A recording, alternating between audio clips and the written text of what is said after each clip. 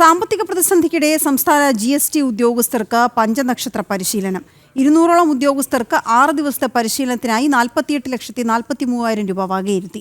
ജീവനക്കാരുടെ താമസവും പരിശീലനവും പഞ്ചനക്ഷത്ര സൗകര്യങ്ങളോടെ. പ്രത്യേക അനുമതി പരിശീലന പരിപാടികൾ സർക്കാർ സ്ഥാപനങ്ങളിൽ നടത്തണം എന്ന ഉത്തരവിൽ ഇളവ് നൽകിയാണ്. കഴിഞ്ഞ വർഷം GST വകുപ്പ് നടത്തിയ പരിശീലനവും വിവാദമായിരുന്നു. പ്രജിത് മോഹൻ ചേർന്ന വിവരങ്ങളുമായി. പ്രജിത്ത്, എന്താണ് ഈ പുതിയ പരിശീലനത്തിന് ഇത്രയധികം 48 ലക്ഷത്തോളം രൂപയൊക്കെ ചെലവഴിക്കുന്നത്?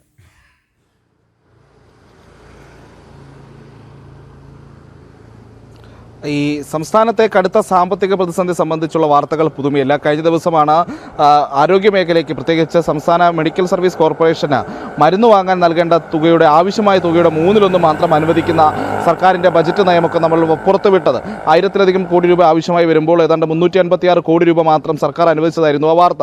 ഇതിനു മുൻപ് കഴിഞ്ഞ ദിവസവും സംസ്ഥാന സർക്കാരിൻ്റെ സമാനമായ നിലപാടുകൾ സംബന്ധിച്ച് നിരവധി വാർത്തകൾ വന്നു. പ്രത്യേകിച്ച് നിയമസഭയിൽ 7.5 കോടി മുടക്കി ഇറ്റാലിയൻ മാർബിളും വില കൂടിയ കർട്ടനുകളുമായിട്ടൊക്കെ ഉള്ള ഭക്ഷണശാല നവീകരിക്കാൻ പോകുന്നു എന്നുള്ള വാർത്തയായിരുന്നു അത്. അങ്ങനെ ഒരു വശത്ത് മെഡിക്കൽ രംഗത്ത്, അതായത് ആരോഗ്യരംഗത്ത് ആവശ്യത്തിന് പണം ചെലവഴിക്കാനില്ലാത്ത സർക്കാർ, ബജറ്റിൽ പോലും തുക അനുവദിക്കാൻ തയ്യാറാകാത്ത സർക്കാർ, മറ്റ് സാഹചര്യങ്ങൾക്ക്, പ്രത്യേകിച്ച് ഇത്തരത്തിൽ അടിസ്ഥാന ആഡംബര കാര്യങ്ങൾക്കും വേണ്ടിയിട്ടും ആഡംബര പരിശീലന പദ്ധതികൾക്കും വേണ്ടിയിട്ട് ലക്ഷങ്ങളും കോടികളും ചെലവഴിക്കുന്നു എന്നുള്ളതാണ് ഈ ഉത്തരവിൻ്റെയും ഈ പുതിയ പരിശീലന പരിപാടിയുടെയും ഒരു ദൗർഭാഗ്യകരമായ അവസ്ഥ എന്നുള്ളത്.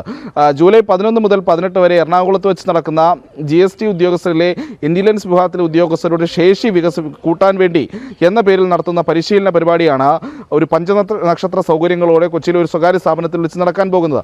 ഇതൊരു താമസിച്ച് അവിടെ തന്നെ പരിശീലനവും പരിപാടികളും ഒക്കെ നടത്തുന്ന ഒരു പരിപാടിയാണ്. ഇതിനു വേണ്ടിയിട്ടാണ് 48,43,000 രൂപ സർക്കാർ ചെലവഴിക്കുന്നത്. കഴിഞ്ഞ വർഷം 47 ലക്ഷം രൂപയ്ക്ക് സമാനമായ ഒരു പരിശീലന പരിപാടി സംഘടിപ്പിച്ചത് വലിയ വിവാദമായിരുന്നു. അന്ന് ഈ 47 ലക്ഷം രൂപയിൽ 38 ലക്ഷം രൂപയും ചെലവഴിച്ചത് ഈ ജീവനക്കാരുടെ, ഈ ഉദ്യോഗസ്ഥരുടെ അവരുടെ താമസത്തിനും ഭക്ഷണത്തിനും വേണ്ടിയിട്ടായിരുന്നു. 5 സ്റ്റാർ ഹോട്ടലുകളിലേക്കുള്ള താമസത്തിനും ഭക്ഷണത്തിനും വേണ്ടിയായിരുന്നു എന്നുള്ളതൊക്കെ വലിയ വിവാദമായിരുന്നു. അന്ന് നിലവിലുണ്ടായിരുന്ന ഉത്തരവുകൾ ലംഘിച്ചായിരുന്നു ആ പരിപാടി നടത്തിയത്. സമാനമായ രീതിയിൽ സർക്കാരിൻ്റെയും അർദ്ധ സർക്കാർ സ്ഥാപനങ്ങളിലെയും ഒക്കെ ജീവനക്കാരുടെ പരിശീലന പരിപാടികളിൽ അത് കുറഞ്ഞ ചെലവിൽ സർക്കാർ സ്ഥാപനങ്ങളിൽ വെച്ച് തന്നെ നടത്തണമെന്നുള്ള നിർദ്ദേശം നിലനിൽക്കെ ആ നിർദ്ദേശത്തെ ഇളവ് നൽകിക്കൊണ്ടാണ് ഇപ്പോൾ ഇത്തരം ഒരു പരിപാടിക്കായി സർക്കാർ പണം ചെലവഴിക്കുന്നത് എന്നുള്ളതാണ്. സംസ്ഥാനത്ത് ഈ പറയുന്ന രീതി നമ്മൾ കഴിഞ്ഞ ദിവസങ്ങളിൽ കണ്ടതാണ്. ഒരു 40,000 രൂപ വില വരുന്ന ഒരു മെഡിക്കൽ ഉപകരണം വാങ്ങാൻ ശേഷിയില്ലാത്ത സംസ്ഥാന സർക്കാർ 48 ലക്ഷം രൂപയൊക്കെ ചെലവഴിച്ച ഒരു പരിശീലന പരിപാടി GST ഉദ്യോഗസ്ഥർക്കായി നടത്തേണ്ടതുണ്ടോ എന്ന് ചിന്തിക്കേണ്ടത് സംസ്ഥാന സർക്കാരാണ്.